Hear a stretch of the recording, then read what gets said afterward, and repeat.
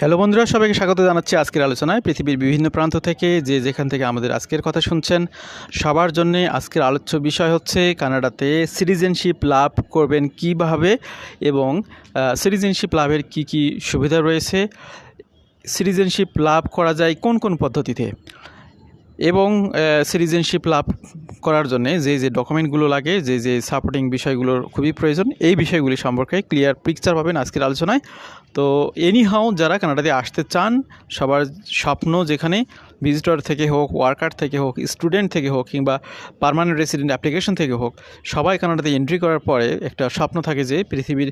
One of the best country citizen হওয়া, পাসপোর্টধারী হওয়া। কারণ আপনি যখন কানাডার পাসপোর্টধারী হবেন তখনই কেবলমাত্র